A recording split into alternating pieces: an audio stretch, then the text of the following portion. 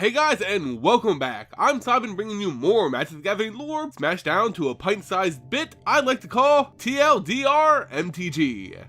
In today's video, we'll be taking a closer look at a certain relationship in Magic the Gathering which, just recently, has come back into the mainframe of MTG storytelling. It's the tricky connections between the Planeswalkers Jace Beleren, Liliana Vess, and Tezzeret. Currently on Kaladesh, all three are involved in a heated conflict, Jace and Liliana fighting together for the Gatewatch, trying to stop Tezzeret's dark schemes. Others of the Gatewatch, like Gideon and Jorah, are made aware of their previous encounters with Tezzeret, but the details are vague. Liliana basically says he's a bad dude and she'll kill him. Everyone else just kinda nods their heads and goes along with it. Let's see what really happened between them. This is TLDR, Agents of Artifice. It all begins with a little organization known as the Infinite Consortium, an organization that could be best described as a thieves guild for planeswalkers. It was originally founded by the dragon planeswalker Nicol Bolas, finding agents who specialized in procuring any possible item, even from different worlds, for high-paying clients. When Tezzeret's spark first ignited and he traveled from his home of Esper, he found himself on the shard Grixis. He survived this harsh and foreign world just long enough to find Nicol Bolas, who offered him great power in exchange for servitude. Tezzeret agreed, and as a planeswalker, he would become a valuable member of the Consortium. Now, the problems really started when Tezzeret got a little big for his britches.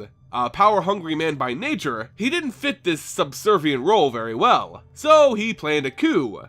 In a number of key assassinations, Tezzeret single-handedly disposed of every high-ranking member of the Consortium who answered directly to Bolas, replacing them with his own men loyal to him.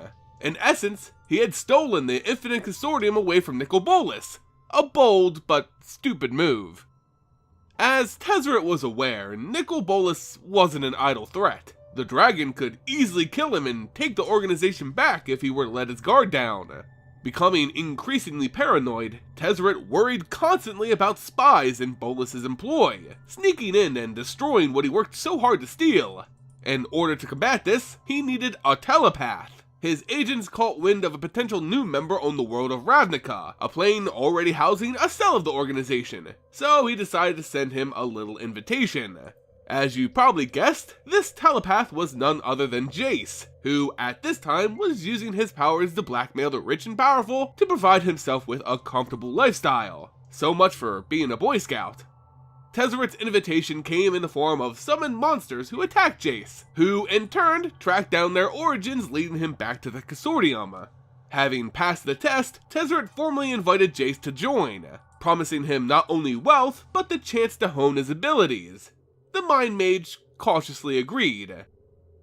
Eventually, all the bad stuff he did in the Consortium's name did make an impact on Jace, causing him to regret his decision. But the real turn in their relationship came when Jace returned from a failed mission on Kamigawa. Tezzeret was furious at his incompetence, beating the Mind Mage within an inch of his life as punishment. This abuse continued every time Jace failed or slighted Tezzeret. Despite being one of his most valued members, his lust for power left no exceptions for underperformance.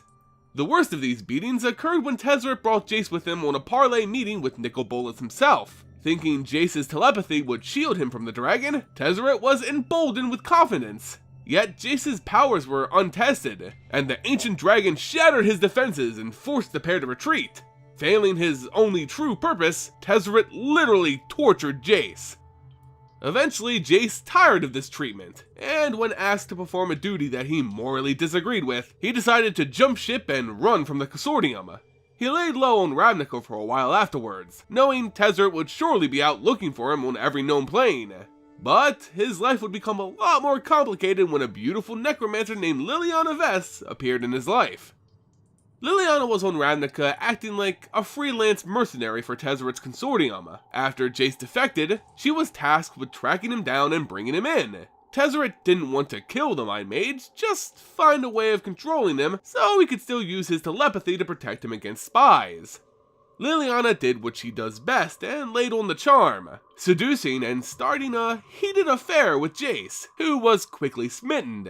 That's not to say Liliana didn't share these feelings. Quite the contrary. But she still had a job to do, and with great displeasure, she revealed his location to Tezzeret and his goons, all without Jace's knowledge. After a devastating battle against the Consortium, Jace was left badly injured both mentally and physically.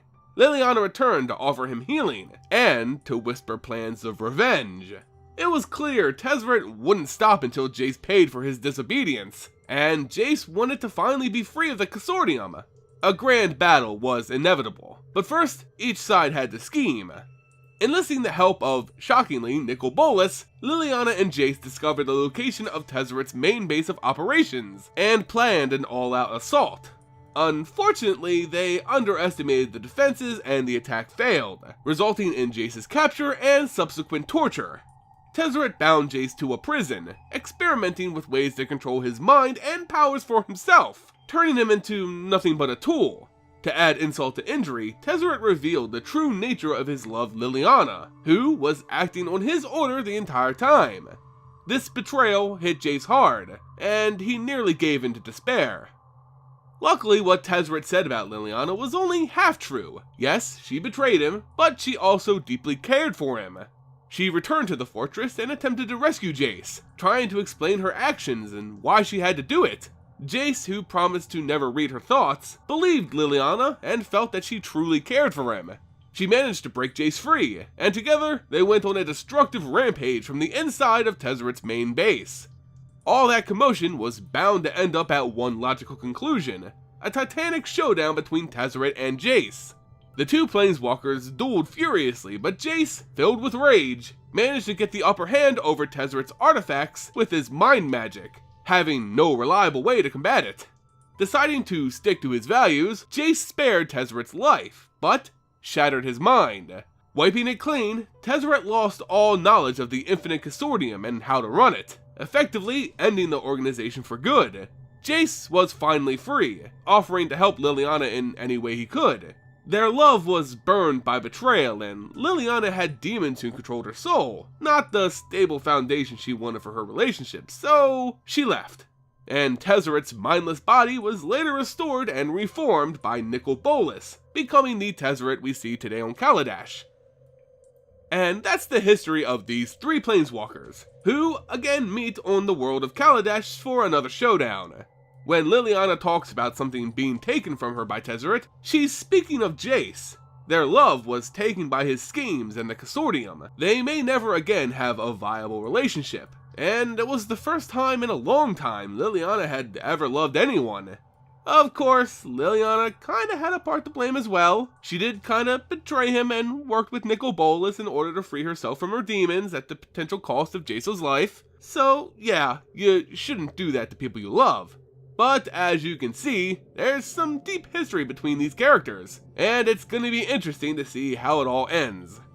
Anyway guys, let me know what you think of this strange triangle of characters meeting again on Kaladesh in the comments below. If you enjoyed the video and want to support the channel, go ahead and give the video a like, share it with friends, and subscribe for all the latest MTG news and lore. You can also support the channel by following me on social media and becoming a patron on Patreon. Find links to those in the description below. As always guys, thanks so much for watching, and I'll see you next time!